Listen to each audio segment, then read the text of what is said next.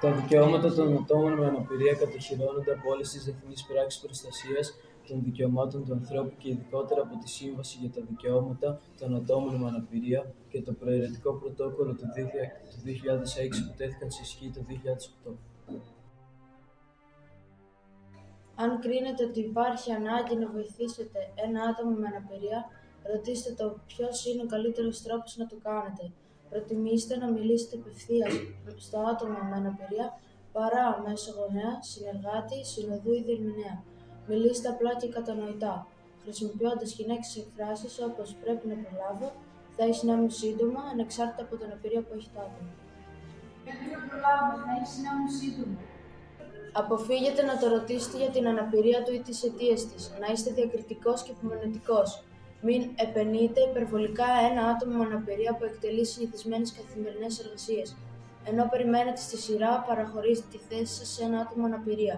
Μεσολαβήστε ώστε το άτομο να προχωρήσει μπροστά στη σειρά, μη στέκεστε μπροστά του σε πολύ κοντινή απόσταση. Όταν χρησιμοποιείτε μέσα μαζικής μεταφοράς, προσφέρετε τη θέση σας. Μην δείχνετε οίκτος άτομο με αναπηρία, συμπεριφερθείτε του ως ίσως προς ίσως, γιατί αυτό είναι.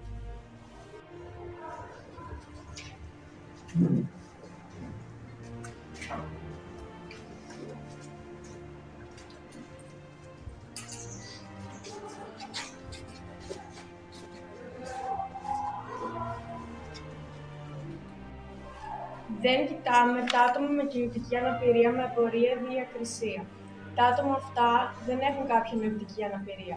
Δεν υποβάλλουμε αδιάκριτες ερωτήσεις. Αν μιλάτε για λίγο με χρήση αναπηρικού αμαξιδίου, προσπαθήστε να χαμηλώσετε στο ύψος του, ώστε να αποκτήσετε οπτική επαφή.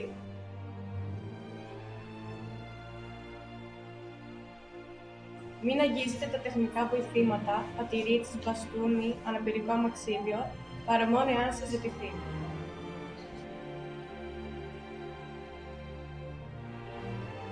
Δεν σταθμεύουμε τα οχήματά μας μπροστά σε μπάρες αναπήρων, αλλά σε συγκεκριμένες θέσεις.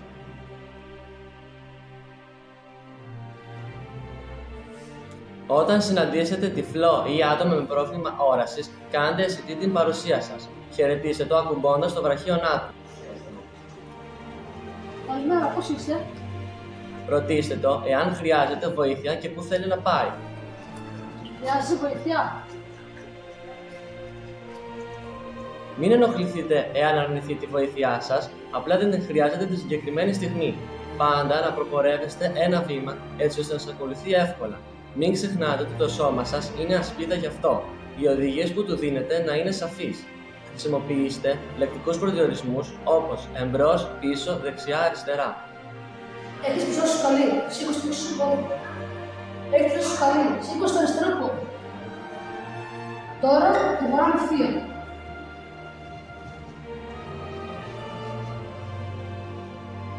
Όταν απομακρύνεστε από κοντά του, να τον ενημερώνετε. Όταν του μιλάτε, μην αλλάζετε τον τόνο της φωνής σας.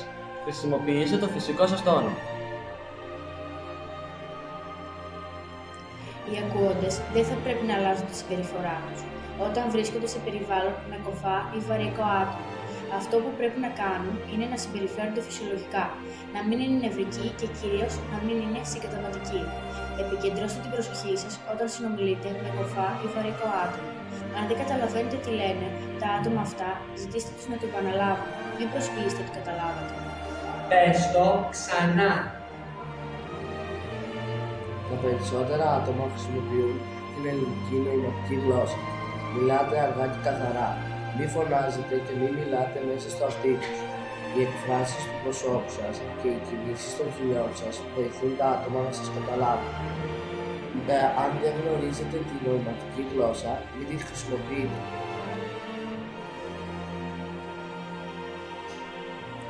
Όταν απευθύνεστε σε άτομα με αυτισμό, χρησιμοποιείτε μικρές προτάσεις που να αποτελούνται από 3 με 4 λέξεις. Τα άτομα με αυτισμό δεν δέχονται αρνητικές εντολές. Π.χ. προτιμήστε «έλα μέσα», αντί για «μη βγεις έξω».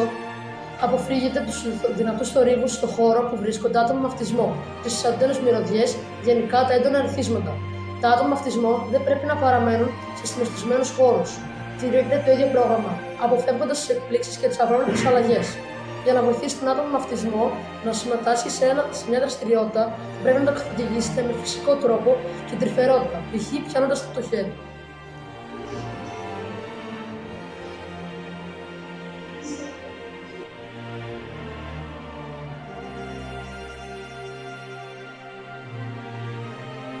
Όταν θέλουμε να μάθουμε κάτι σε ένα άτομο με σύνδρομο Down, το δείχνουμε με πράξεις και όχι με λόγια.